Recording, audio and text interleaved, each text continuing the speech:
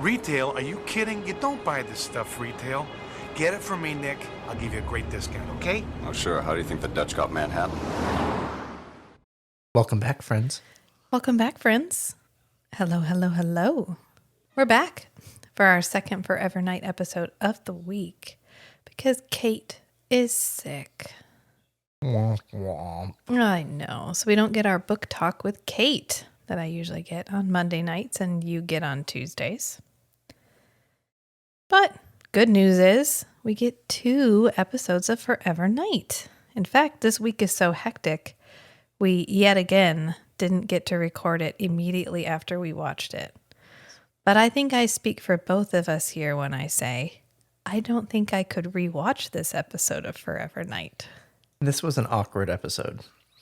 If you have secondhand embarrassment to any degree, this is not the episode for you.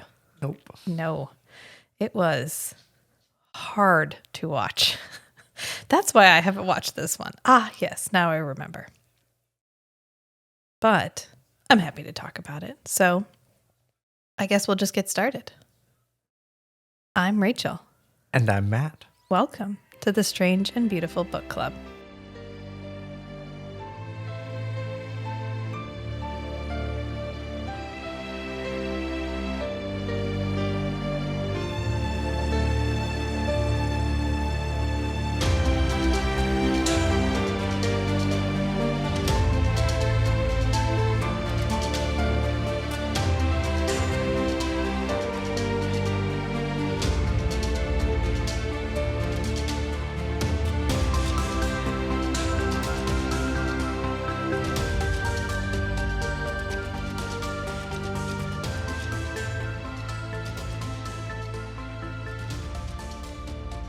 So our cold open this time isn't just the crime without Schanke and Nick.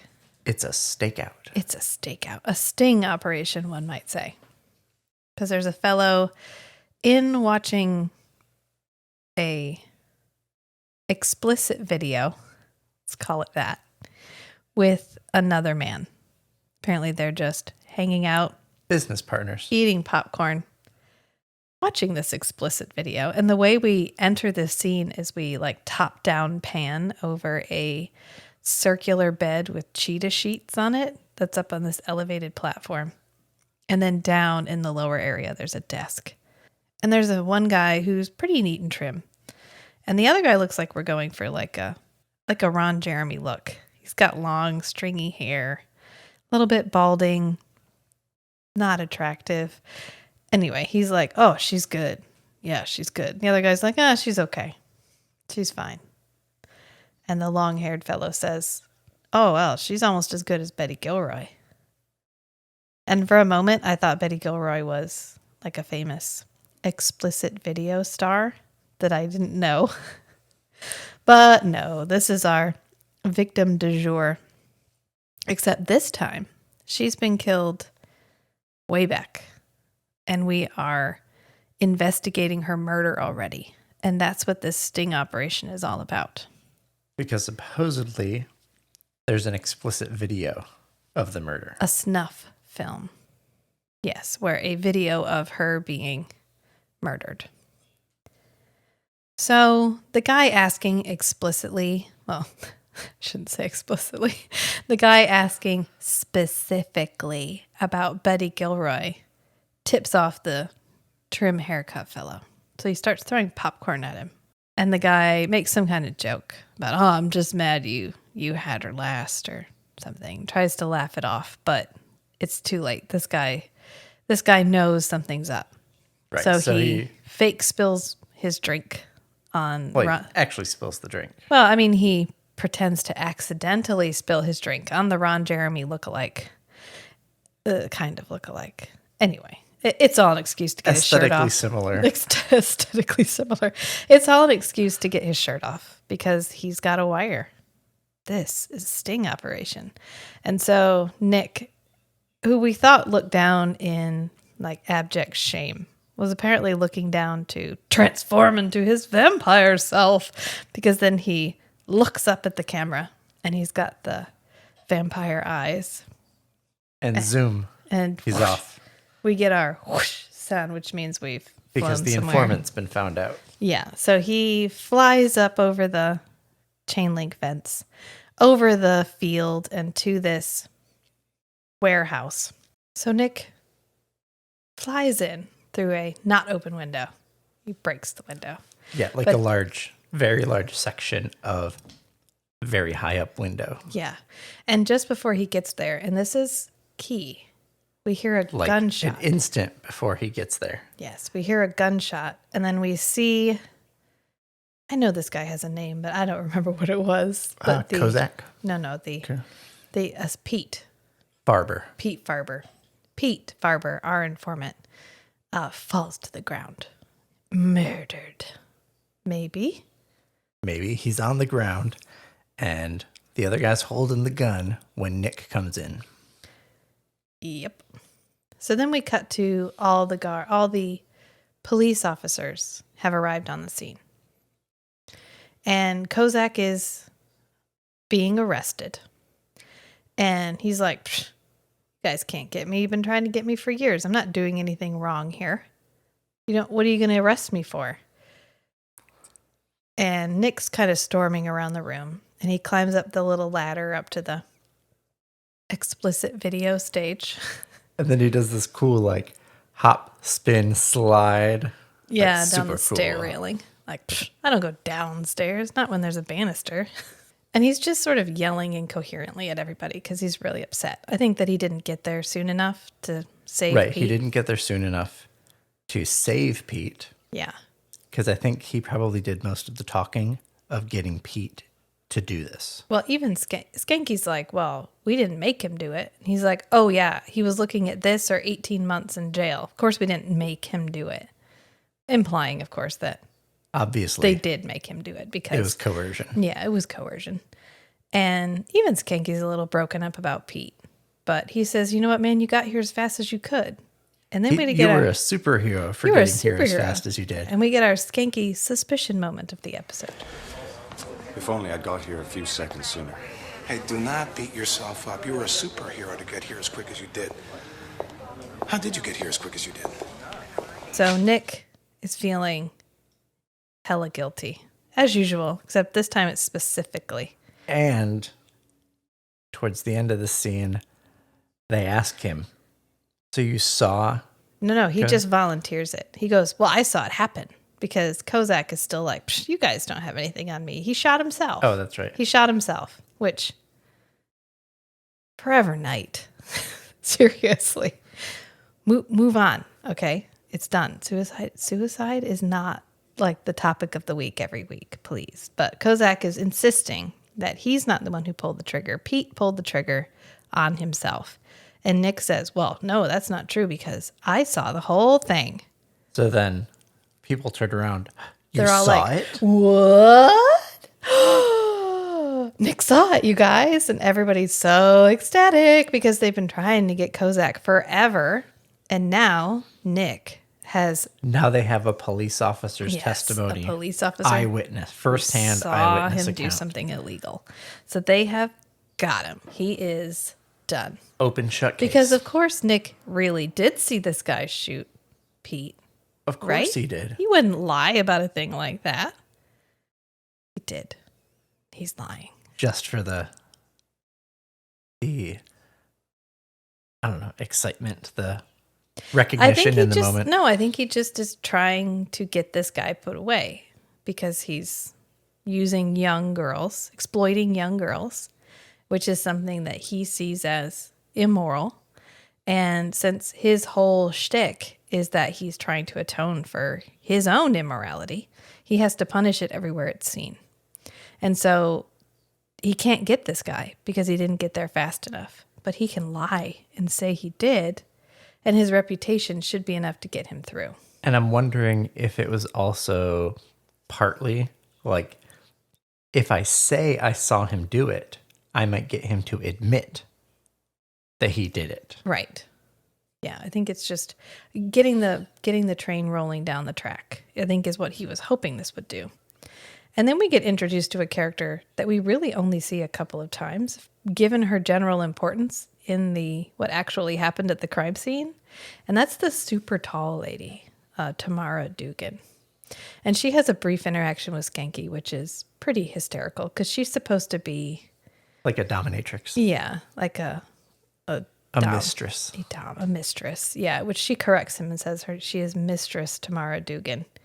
Which, okay, sure. Isn't the best portrayal of this lifestyle choice. But and we don't play it for too many laughs, which is nice. Although Schanke does right here. Because it's like oil and water. You put sexist Schanke and Mistress Tamara Dugan in a conversation together. And by the end of it, he says this. Tamara Dugan. So, did you pal around with these creeps? We're business associates. Look, I just came by because we were going to shoot something tonight. Excuse me. Well, shoot me your phone number so I can get in contact with you if I need to. I should have guessed. Policemen are some of my best clients. Let your fingers do the walking. Yeah, right. I'll look it up under abuse. Voluntary. Right. And Skanky's always going to have some slightly derogatory sexist remark to make. Right. He's really off-put by this character type, this Mistress Tamara Dugan. Notwithstanding the fact that she's like 6'2". She's taller than Nick, which partly is her heels and partly she's just extremely tall. So Nick's lie, his embellishment of the truth has made him like a bona fide hero. It's getting him a lot of attention. Yeah, and a cake. And he's not quite comfortable with this level of attention. Right, because it's not true. He didn't earn this, and he knows it. And it's not sitting right with him. And thus begins the part of the episode where Matt and I were both eerily silent because we were both about to throw up on ourselves with the anxiety of just imagining what the situation would be like. Yeah. Yeah. We don't do well in this kind of plot trope. And that was this entire episode because he arrives at the station and they're having a party. A whole party. A whole ass party. Just for him. Skanky's wife made him a cake. They've got champagne and beer if you're off duty. They've got punch. They are really throwing him a party. And he's getting ready to not eat cake because he's not going to eat anything, of course. Even though Schanke says, I don't want to hear anything about your weird diet. You've got to have at least a slice. But Stone Tree's like, Nick, I need to see you in my office, real quick. Which it turns out he has to give a statement. An official statement on the record. An official statement on a reel-to-reel tape player. And she says, this is just to keep typos from getting in the way of justice. So he kind of makes up a story about how he got there because he can't be like, well, I vamped out. I flew over the fence. Right. He summarizes the events. Yeah. Gives some plausible explanation of how he moved that fast. Yeah. And then, okay. Excellent. Good job. Thank you so much. Keep up the good work. For some reason, they turn the light off. Like they go in the office and then she turns the light off. Maybe to help him focus. Maybe. I don't know. They deliberately interrogation tactic. Turn the light off. I don't know. But Nat walks in and she's like, oh, what's going on? And they're like, oh, didn't you hear? Nick saw Kozak shoot Pete Farber. Oh, did you, Nick? Really? Natalie's immediately like, whoop, whoop, whoop, whoop. Red flags. Bullshit alert. Remember, Nick, in the mortal world, perjury is a crime too. Bullshit alert. That's what Nat has immediately, which... Well, yeah, I think Nat's perspective is either Nick's making this up or Nick is not going to be able to explain how he did it / saw it. Because she's trying to get him to atone without using his vampire powers. Right. But Nick was a human for 30 years? He's been a vampire for 770 years. The last time he was mortal was the Crusades. And now you're asking him, don't do anything that you literally can't remember not being able to do. So he has a super hard time because he wants to help people, and oftentimes being able to fly and do his With other great vampy power stuff, comes great responsibility. right? Is he gets to be a little bit vampire superhero, which I think is how he sees it. But she sees it as like, you aren't getting closer to being mortal if you aren't practicing being mortal. So in that moment when she gets handed the champagne and she gets this look, either her impeccable bullshit radar is going off, or she's upset because what did Nick have to do to be able to catch Kozak shooting Farber? And then Right, we get I think she's as uncomfortable with all of this attention on Nick as Nick is. Yeah. And we get our first flashback, which is just an out of context snippet. And it's a court scene. And it's like Nick or somebody, we don't really see who it is, shouting, like, that's not what you really saw. You know, take that back, or you're lying, or whatever. It's a uproarious court scene out of context. We don't know what's happening right now. But this is our little clip that we get right there. Just a little taste of what we're going to get for the flashback for this episode. And then he's at home and he gets a phone call because they've already set the court date. For like 2 days later. Yeah, I want to know if that's how it works in Canada. Is that how it worked in 1992? Because I'm pretty sure right now that would be like 2 years from now. Right. Yeah. I mean, I have no direct experience with the court system except all the true crime that I listen to. But I can say that catching the guy on Tuesday and having the court date on Thursday seems a little fast. So it's going to be at 10 o'clock or 10:30 in the morning. And Nick's like, well, shit. And it like pans over to his sun painting that he has on his easel. And then we get right, this. And Nick has to be there because he is the primary witness. Yeah. I mean, he's the one who saw it. So he's got to, because then he goes and talks to Stone Tree. And he's like, come on, man, you know, I can't go into the court. And Stone Tree's like, yeah, you can. You're the primary witness. And he's like, well, can't we just record it and send in the videotape like we normally do? Which is nice. They added, how does Nick actually do his job as a police officer, like an arresting officer, when there's a court date? And that's, he films it and sends it in. And Stone Tree's like, I don't see what the problem is. And Nick's like, come on, I told you this. I told you all about this. There's a reason why I work nights, only nights. And he's like, oh, the whole sun allergy thing? That's not a big deal. And then Nick says the line that I feel like everyone with a disability has probably said to somebody at some point in their lives, which is, Hey, maybe I know a little bit more about this than you do. Can we just take my word for it, huh? I mean, it's a problem. What do you want me to do? I think I know a little bit more about this than you do. Because he's like, why are you dismissing me? I'm telling you this is a problem. And you're telling me it's not a problem, but you aren't me. So you don't know how big of a problem this is. Right. I will literally burst into fucking flames, Stone Tree. That's what I want him to say in this moment. But he's like, all right, fine. I think Stone Tree says, wear sunscreen. Right, and then we get a funny scene in the car with Schanke. Skanky is and Skanky's selling Nick's wife sunscreen. Is like it's like Mary Kay the or Toronto something. version of like Mary Kay or Avon. Yeah, it's like she's top sales in the Toronto region for the last several years, and so Schanke is giving him a sales pitch on a bunch of different sunscreens. Right. Now, according to Myra, this one's got the most protection of the whole Skin Pretty line. Here it is. Ozone shield, 100% UVA blockage. It's got a very, very pleasing coconut peach scent. Total sun protection, huh? You sure? Absolutely. You can wear this stuff at Chernobyl.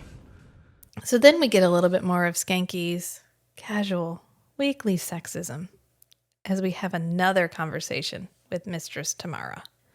And she's essentially saying, look, we're business partners. That's why we are in the same building. We do kind of the same stuff. But I would never hurt anybody unless they asked me to. Which makes Schanke really uncomfortable. Yeah. Almost as uncomfortable as me and Rachel. This entire episode. episode, yes. And Nick was like, oh, all right, duly noted. Do you have a business card? As usual, Nick is our, okay, cool. He's seen all this stuff before. Yeah, as he mentions later in the episode, he met the Marquis de Sade. So he's got all the experience, 800 years of it. And Nick starts losing his faith in his lie right about now, because as they leave Mr. Stramara's, he's talking to Schanke, and he says, so just like assuming, say, hypothetically, I made the entire thing up. How would you feel? And Skanke's like, I don't give a shit. Yeah, maybe a little too well. Hey, Skank, I want to ask you something. Shoot, if I don't know it, I'll look it up. What if I told you that I didn't actually see Kozak shoot Farber? You want to know what I'd say? Yeah. I'd say, so what? So what? I really don't care. I think Schanke gets anxious about it because he thinks Nick is going to Come backtrack. clean. He's Yeah, going to come clean, and they're going to lose this win Right. for So the police department. Here we get to the main. So a lot of Forever Night episodes have an obvious plot, which is just Nick's lie and how is this going to pan out. And then kind of the moral lesson for Nick. It's sort of in the way that Lucifer in the Lucifer television show is always making every case about him, except it's far, far less overt. So this is our people are always less good than Nick wants them to be. Nick has this shining version of mortality, that mortality and morality are all part and parcel. And that if he can just achieve mortality, morality is within reach.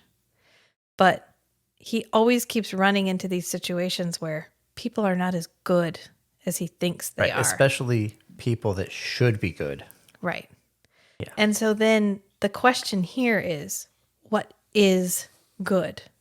Is lying to get somebody like Kozak into prison what is morally right? Do the ends justify the means? Do the ends justify the means? Or is the lie itself what is morally incorrect?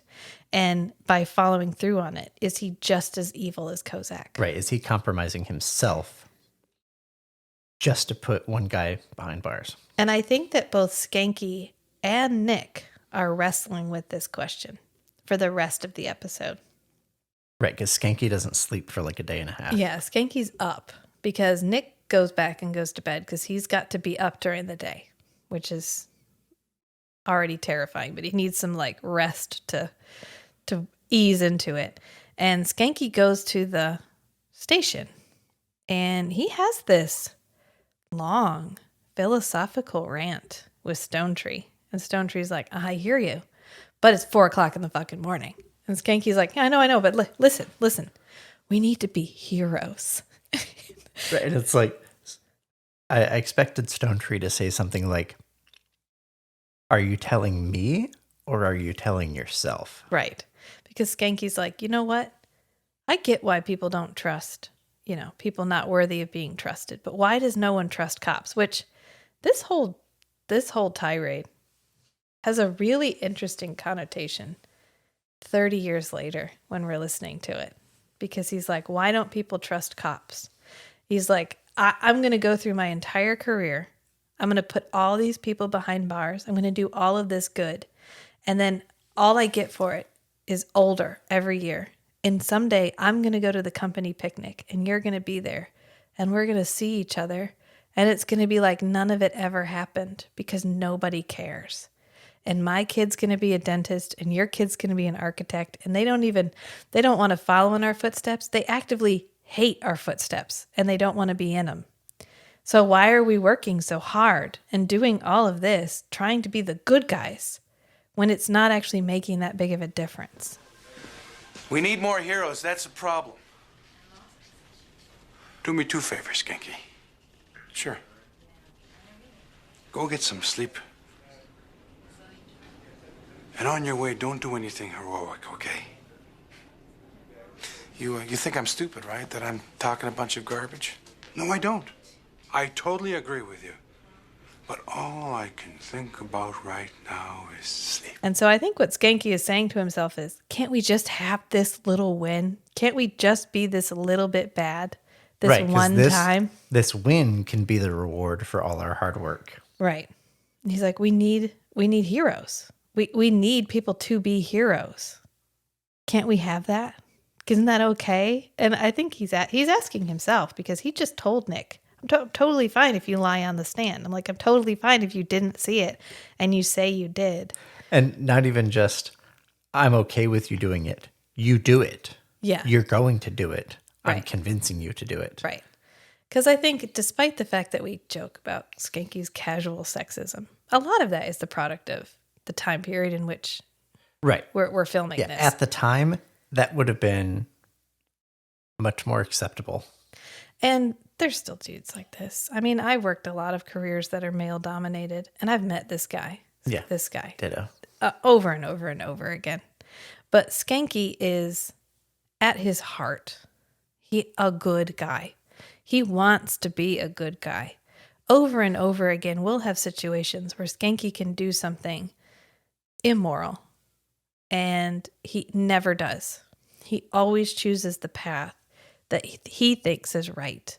But in this moment, he's asking himself the same question. What is the right path?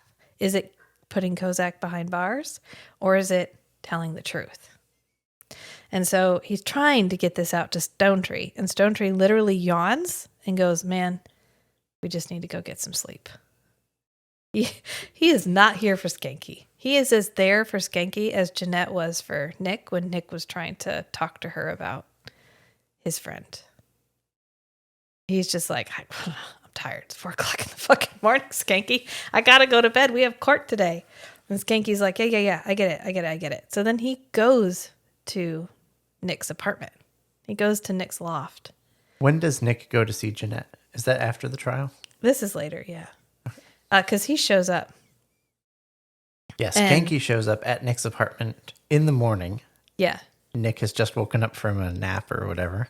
Yeah, I mean, he'd gone to bed to rest or whatever. Because that's what Stonetree told him to do. He said, get some rest and see you in court. But their interaction here is really funny because Schanke is like so wound up. He makes a crack about how much caffeine he's had because he hasn't slept. And Nick asks him if he's OD'd on a 6-foot souvlaki or something. I've gone down the whole precinct roster, and guess what? You're up to bat. That's right. Score is 0-0, but we're losing. But we're always losing, you understand? You OD'd on a 6-foot souvlaki or something? It hit me when I talked to Stonetree. But I'll give you the short version, because we're partners. Who says you're not merciful? Yeah, back to the whole Polish thing. Yeah, and I mean, through all this, Nat is also kind of confronting Nick about the fact that he's lying. And is he going to be okay with that? And is this a step forward or is this a step back? And then Schanke is like, man, you just gotta be the hero. Didn't she ask that in the police station? Yeah, when they're having the party? Yeah, she said, is this a step forward or a step back? He doesn't answer, and she says, oh, I see. Yeah, because he said in his report that Pete was shot from a distance of 4 or 5 feet, but it doesn't match her findings on the coroner's report. And so Nick kind of has an evil angel on one shoulder, which is Schanke. Selfish. An enabling angel on one shoulder, which is Schanke going, just do it, man. Be the hero. We need a hero. Don't worry about... Right. It's a small compromise on our part for a big win. Yeah. And then he has Nat on the other shoulder, who's like, is this a step forward or is this a step back? And then we go to our flashback. And this time we get from the beginning on. So we get context for our court scene. And we get Lacroix, which we haven't had Lacroix. This is the first Lacroix that's not the origin scene and not from Dark Knight. Yeah. The pilot episodes. Yeah. And it's good to see Lacroix. He's Lacroix when they were all just when they were all family, still trying to brainwash Nick into being like them. And they were fairly successful at keeping him brainwashed. Yeah, I think keeping him from asking himself the kind of question he's asking himself right now. And so they go into a tavern and there's 2 people playing violin. And Lacroix insinuates that these are Nick's students. Yes. So does Nick teach violin then? It sounds like Nick is a music teacher. Yeah. I don't think we ever... Well, you know what? He plays the piano. Oh, Yeah, okay. that's a big... It's not as... That's why he's got that grand piano. We don't see him play it very often. Usually it's in like really sad, pensive moments. And there's one episode, this isn't that big of a spoiler, but he loses his memory and he's sitting at the piano playing. And Nat's like, oh, you're really good. And he goes, yeah, for some reason, I keep remembering myself playing this song, except there's a bunch of candles and there's a guy in a wig writing notes down really fast on a piece of paper. Implying that he composed this piece and it's like Mozart or something. So, yes. You got to throw those historical references in. Nick never shoveled shit for the revolution, okay? Never. If there was a czar or a king or a royal of any kind, he's inexplicably friends with them. Any historical situation. In fact, he met Hitler, okay? Nick never is on the sidelines. He has been on the fast track through history, just hitting all the highlights. And it's a wild ride on which we all get to go.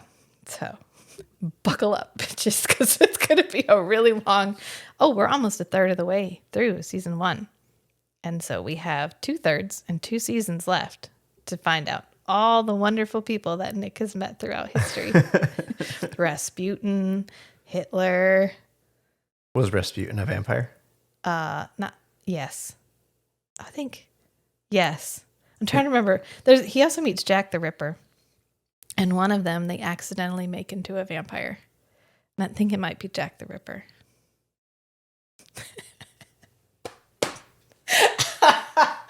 I'm so excited. So anyway, we get our flashback.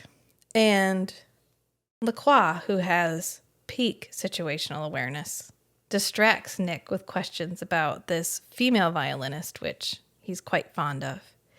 Nick is quite fond of. Lacroix is not fond of anybody but Lacroix and Nick and Jeanette.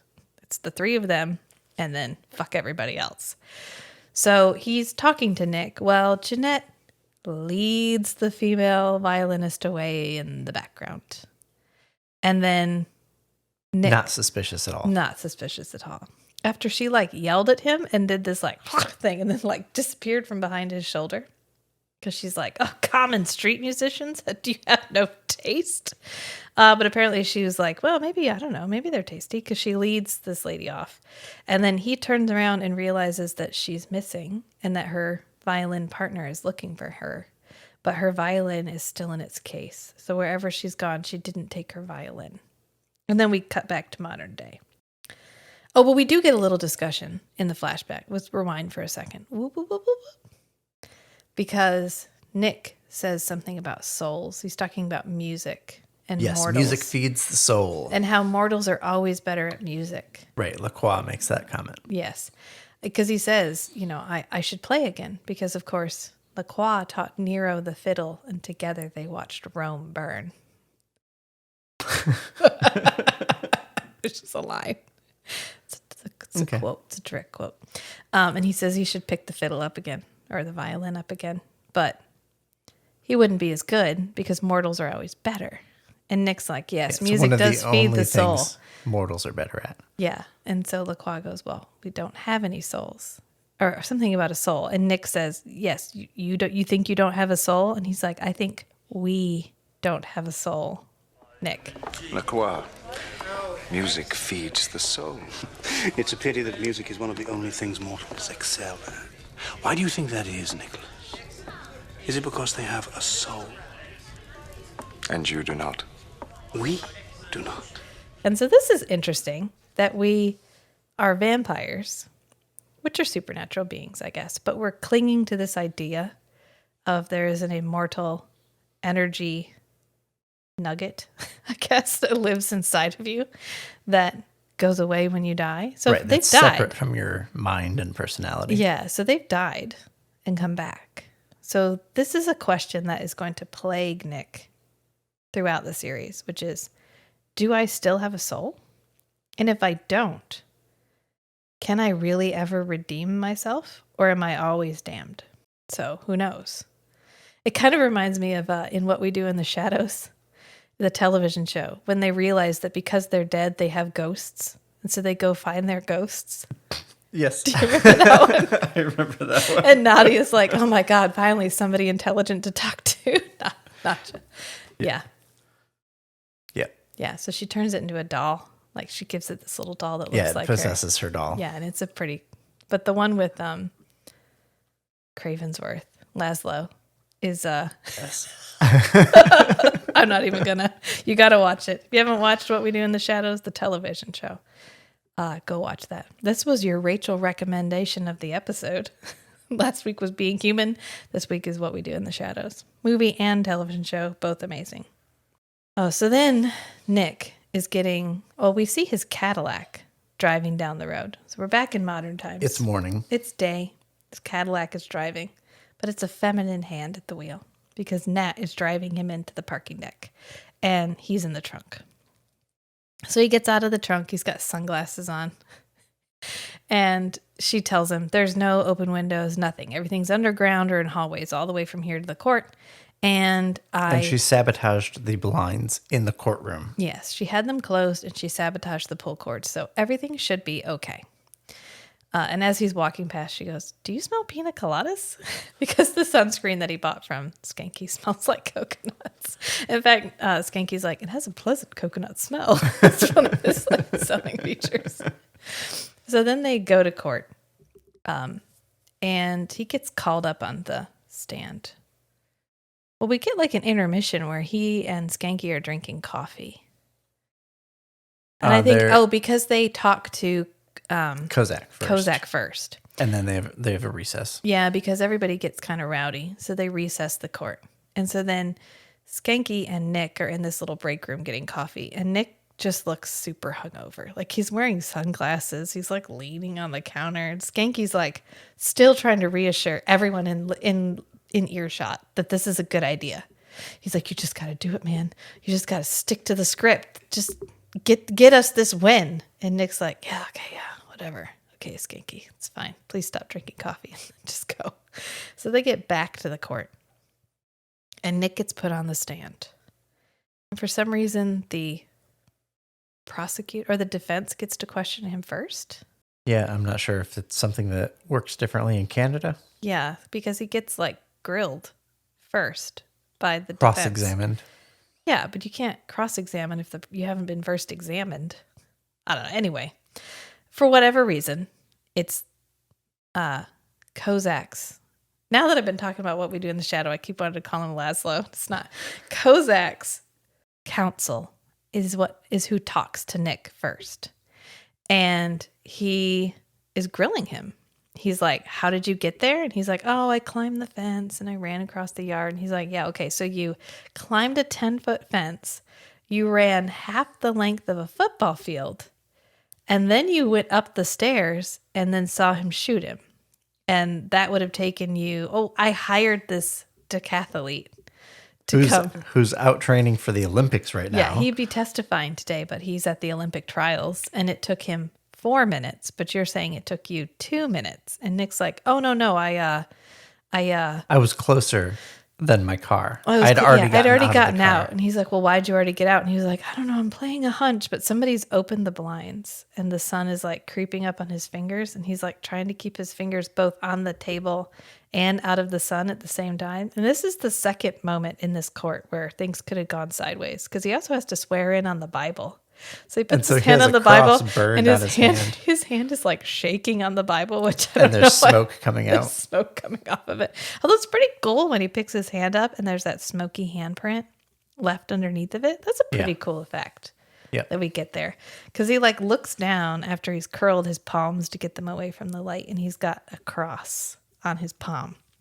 And we not only get this cross on this Christian reference, but we also get like rapid fire transitions between this court and the court, because the court in the past in his flashback, because in his flashback, of course, Jeanette murders the violin player and then dips. She's like, you did have good taste.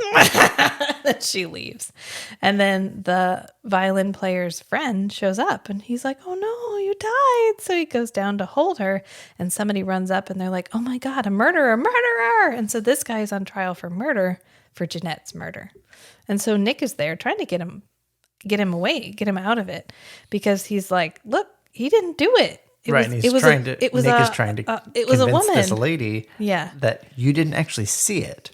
Right. Don't He say didn't you kill did. her. You didn't see him do it. Don't say you did. And so we're cutting back between Nick in the past, who does look a lot more innocent. I mean, Garrett does a really good job of playing himself slightly different, playing Nick slightly different in each time period that we see him in. Because often in flashbacks, he is far more like optimistic or innocent looking. And that's what we get here, because he looks so like, no, please, come on, you're lying. Why would you lie? That's bad. You don't want to be bad. And so he's trying to convince this woman not to lie. But then we're switching back to the present where Nick has just been asked the question, did you really see him shoot Pete? Did you really see Kozak shoot Pete? And he's like, And now we're at the critical moment. Yeah, and he literally goes off into his flashback. And the guy's like, are you even listening to me? Yeah, it's nice for somebody to actually like reference Nick spacing out. Yeah, that would be a really interesting condition to research, right? You have to have enough memory that you can literally lose yourself in the past.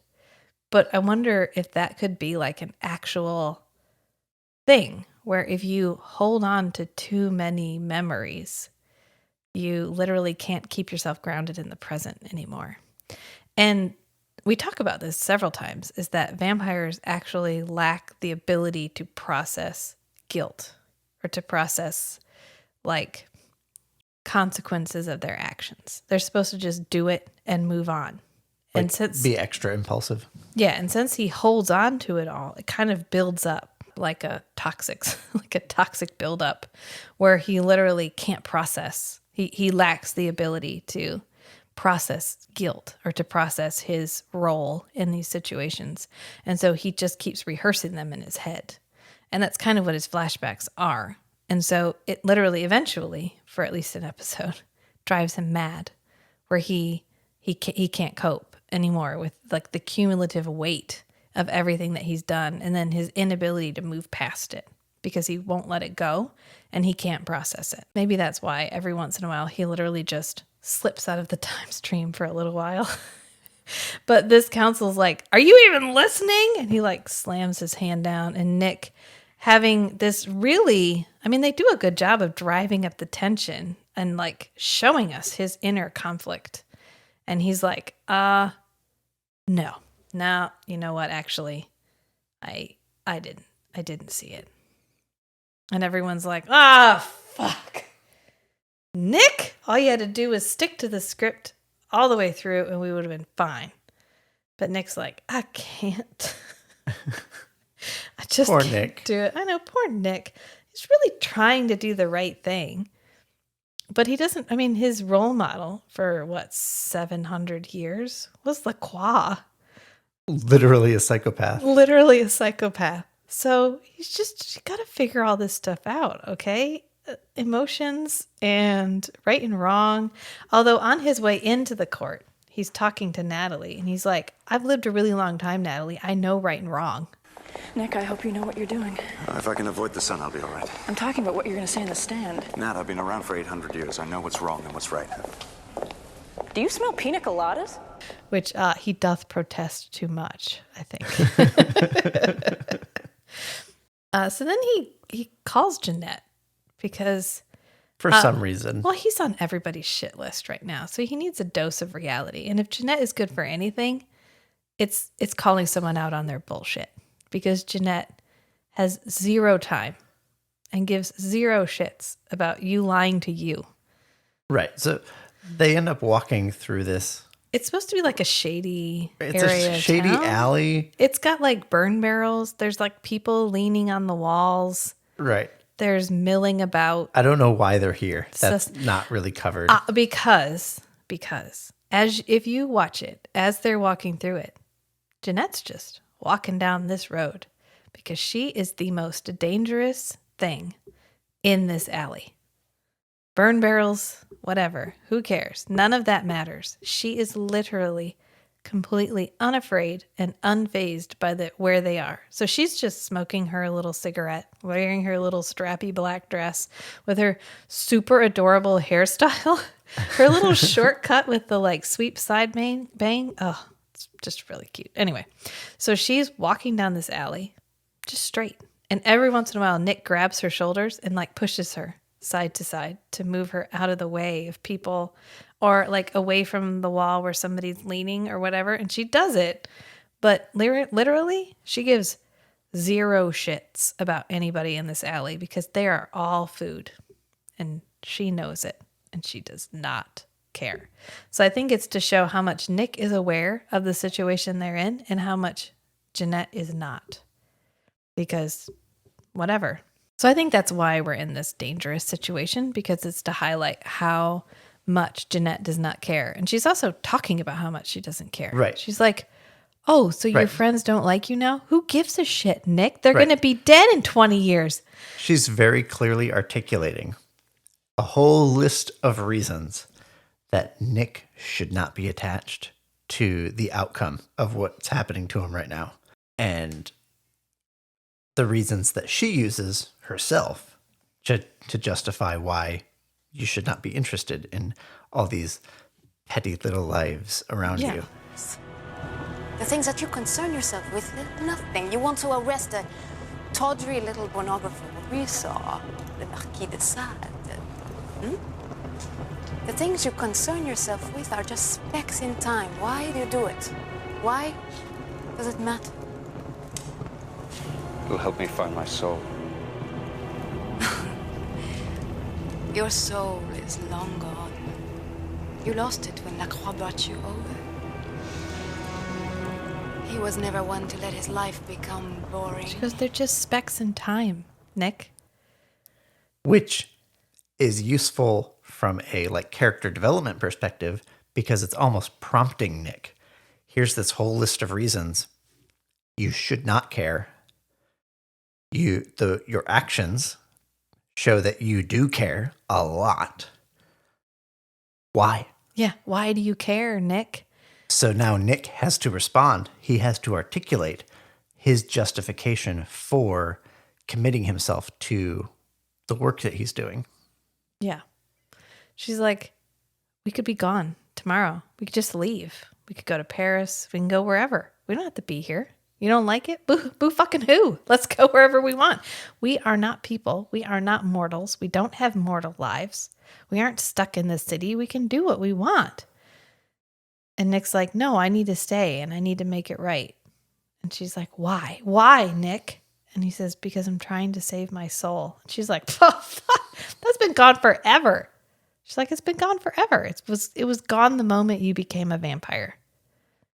He goes, Lacroix knew that. He never let his life get boring. And where is he now? Nick?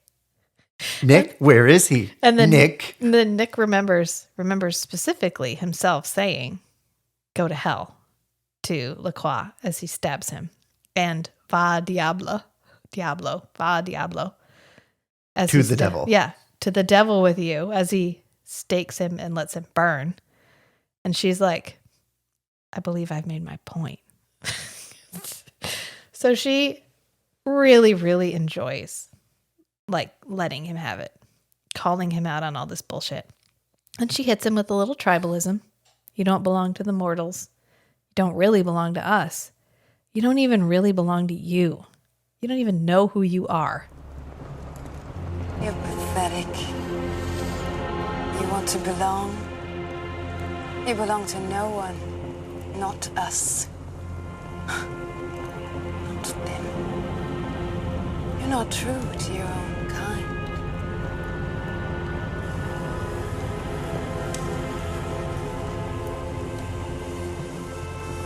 You're not even true to yourself.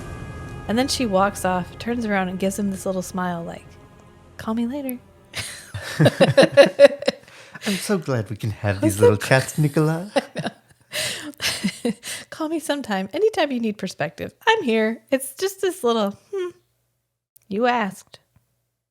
If you didn't want to know the truth, you shouldn't have asked. Because if anything, if all of this time gives you anything, it gives you some perspective. Yeah. He'll be back. She knows he'll be back. Next time he's stumped on a case, he'll be in the Raven. It's fine. She doesn't care. She does not care. She doesn't care about all the people in this alley. She doesn't care about this life. It's all just, the only thing that matters is her relationship to the other vampires who are important to her, because they're the only thing that are going to last as long as she is. So, in a way, she cares about Nick because he's all she has now, because Lacroix is gone. And so she's willing to call him out to hopefully bring him back to her in the end. So you can't both call him out and then alienate him. That doesn't accomplish your goal. Right. This is more her demonstrating her value to him. Right. You got to set his ship on fire and then be the safe harbor he can sail it to, all at the same time. That's how it works. So Nick's on everybody's shit list because he does a little bit of contemplative driving, and then he goes to the station and no one will talk to him. And Schanke's not even there. He's off working on some other case because no one's talking to him. Everyone's giving him the cold shoulder. Cases are getting taken away from him. In fact, he's supposed to be on vacation, and he's back. And Stonetree looks really unhappy to see Nick. Stonetree wants none of Nick's bullshit right now. And we are really left ambiguous about whether everyone is upset because he lied or because he didn't keep lying. Right. Yeah. Whether he lied in the first place at the crime scene. Yeah. Where it's left unclear what everyone is upset about. But we do end up in Stonetree's office, which is again dark and smoky. And for some reason he has a glass block wall exclusively for effect, because we always have a light shining through it, a blue light from somewhere. But he's like, I need a warrant. And Stonetree says, a warrant? I mean, what for what, man? Kozak's already there's talk of a civil suit. You really fucked up, Nick. And Nick's like, well, the warrant's not for Kozak. And then they look at each other. Significant look. And Stonetree's like, okay, maybe you're onto something. All right, fine. You are kind of the best. Good at your job or good whatever. At your job or whatever. So we don't know who this warrant is for, but Nick immediately heads to Tamara Dugan, who we haven't seen in a while. In fact, we kind of forgot she existed. Although she's in the court. She shows up at court. She's in the back of the courtroom. Probably exclusively to be like, guys, don't forget about this character because she's going to come back, okay? So we go back, and he heads up the stairs towards Tamara Dugan's office, and he hears voices. And it's Kozak and Tamara. But they're doing some role play. Yeah, they're enacting a scene. So they have some kind of dom sub thing going here where Mistress Tamara is yelling at Kozak, telling him stuff like, if you're a good boy, you can shine my boots. It's a little bit not a great representation of that community, but right, it's pretty one-dimensional. It's pretty one-dimensional, but it's brief, mercifully brief, because she gets him to say out loud that... Well, she brings in the leverage that she has over him, and he doesn't play along. Yes. And is like, no, I'm not going to let you hold this over me. Well, he's kind of on his knees, and she gets him to say, she says something about, you're really good at this. You've gotten away with two murders. How does it feel to be free and clear when you did it? And Nick's, of course, outside like, God, I fucking knew it. I knew you did it. But he's just listening at the door. And of course, he's there alone because he's serving this warrant alone. If he even got the warrant. Of course. I don't know how he would have gotten it that fast on a case that was already dismissed. But hey, it happened. So he's listening at the door. And she says something about Betty Gilroy, which is the case that we were originally investigating. And he says, I killed her, but you made me do it. You made me do it. And she says, all right, well, you want to watch? And so she goes over and pulls this VHS tape out of her like flower pot thing.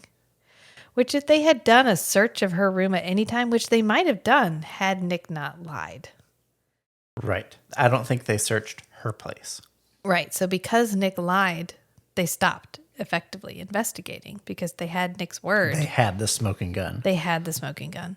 And so they didn't investigate this woman. And she straight up had the snuff film in her flower pot, which is what she pulls out in the VHS tape, which that must have been a really wide mouth flower pot for an entire VHS tape to fit in there.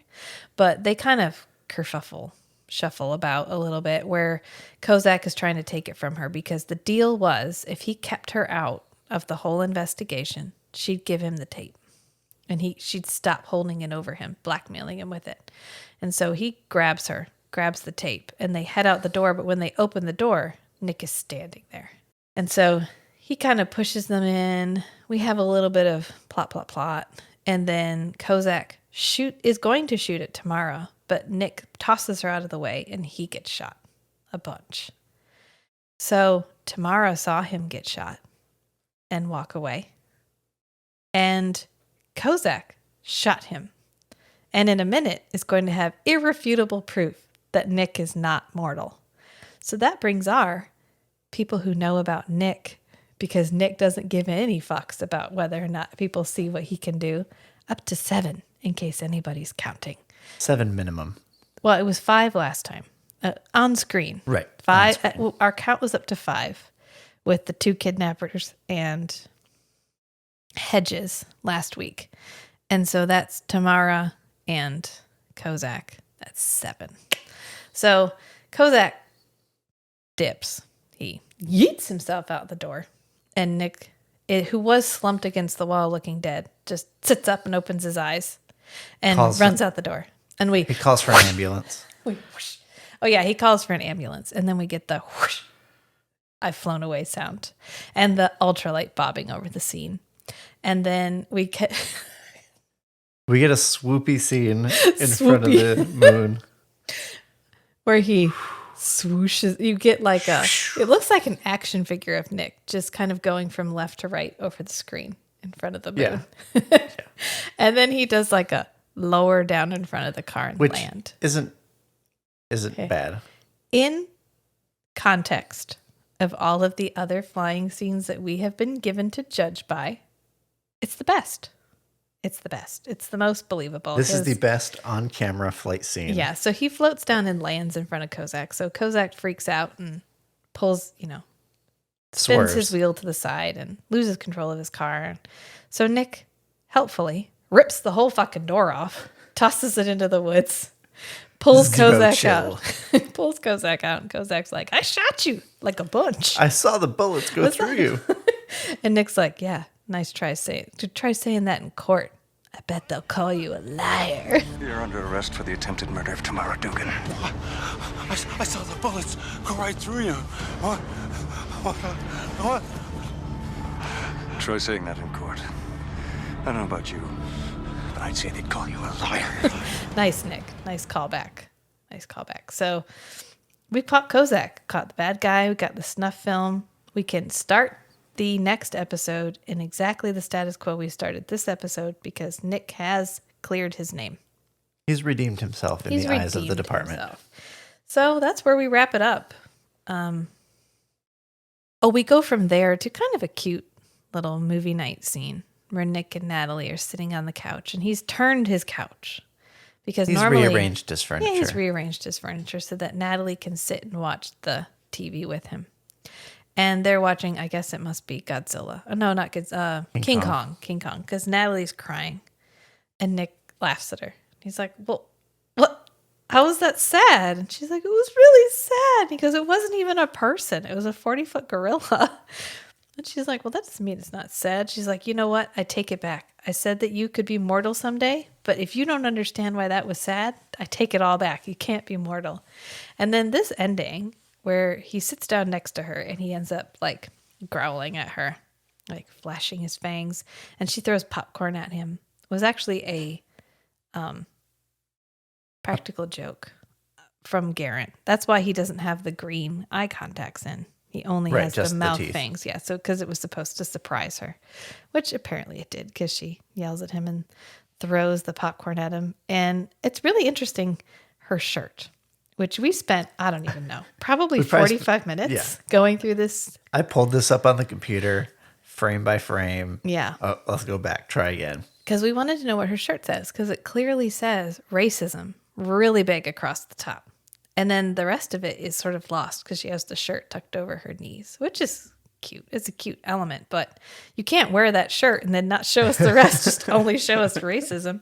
And it says racism is pure ignorance. So, in case anybody ever wondered, that's what that What shirt does says. Natalie's shirt say? Which I thought was really into this, because this is the second subtle kind of human rights thing that we've thrown in, because we also had that element in Dark Knight where they had an AIDS poster, like a AIDS is all of our problems thing on the wall. And then we get Natalie's racism is pure ignorance shirt, which I thought was really interesting. I mean, it's obscured. I don't know why they felt like it was okay for us to only see racism on her shirt and not the rest of the quote. But it's cute. They throw popcorn at each other. Nick tells them that, yes, our flashback resolution is that the guy was convicted for murdering his friend. But somehow someone broke into the jail and broke him out.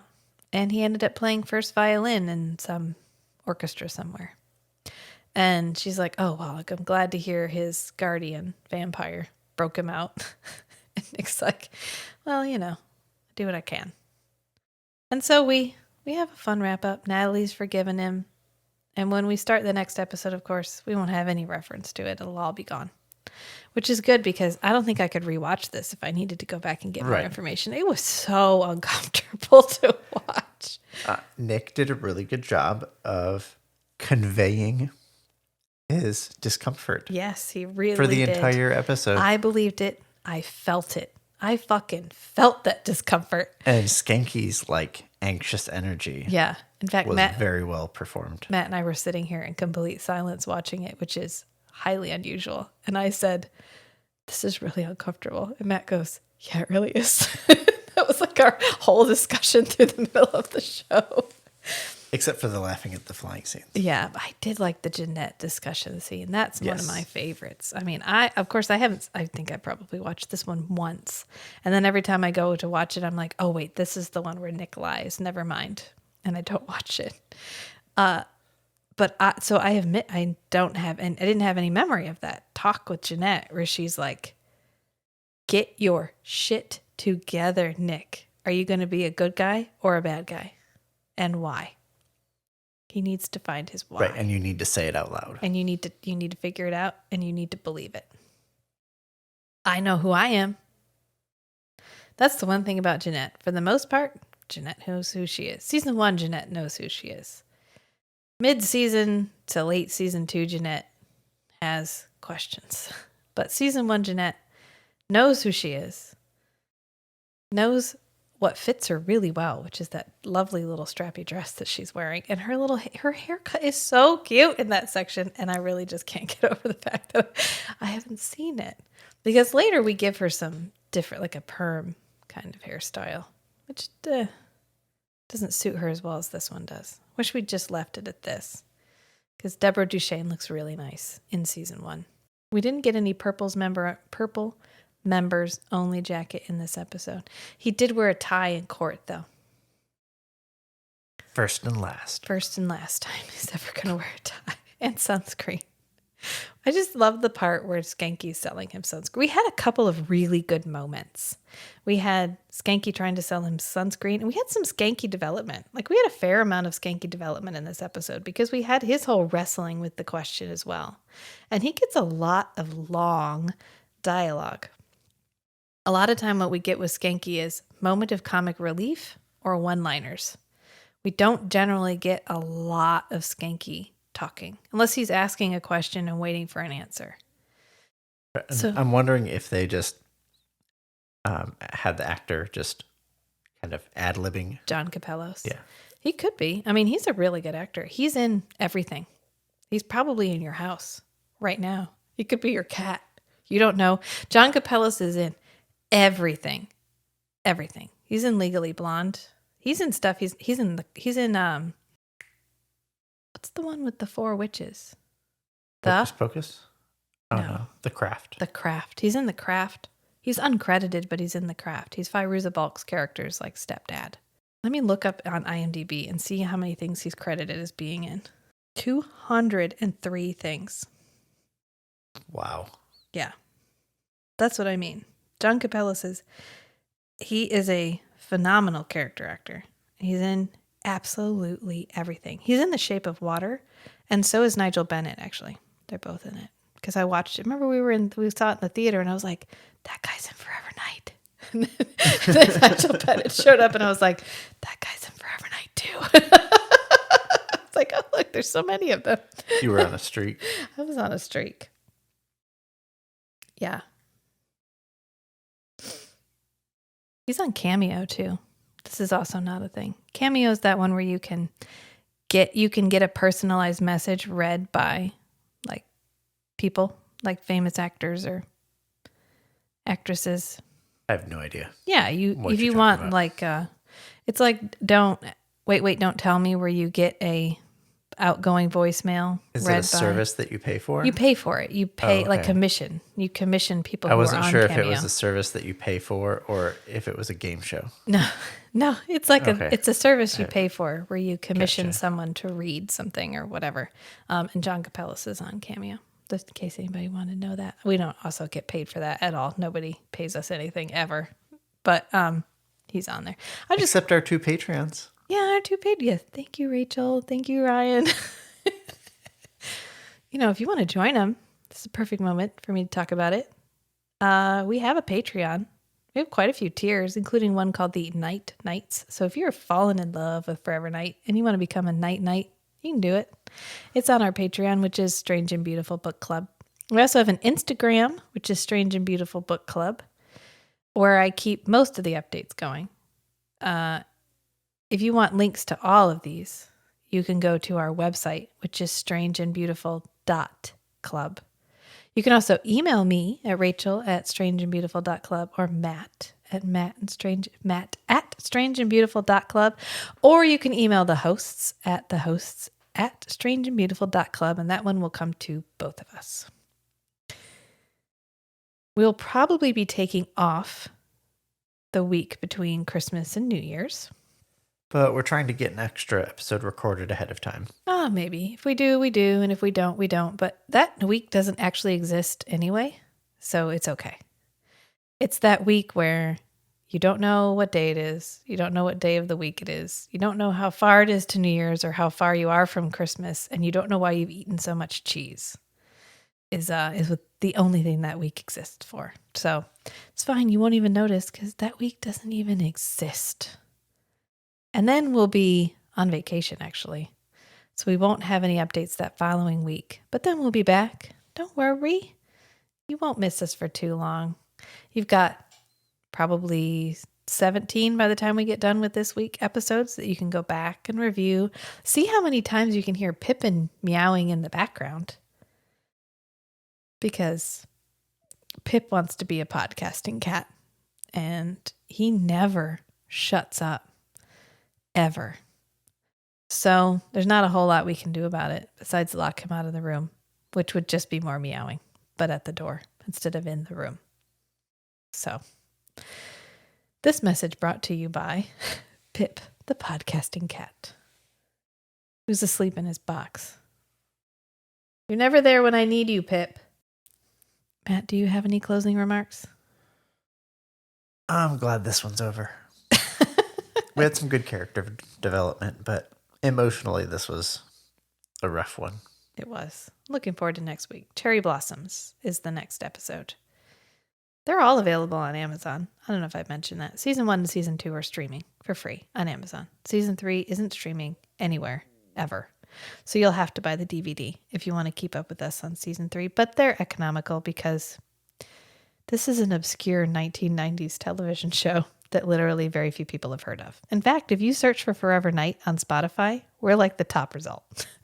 Us and the Forever Night soundtrack, which I feel vaguely proud of. Remember, sometimes the strangest things are the most beautiful too. So be who you are and love what you love. Until next time, friends. Bye.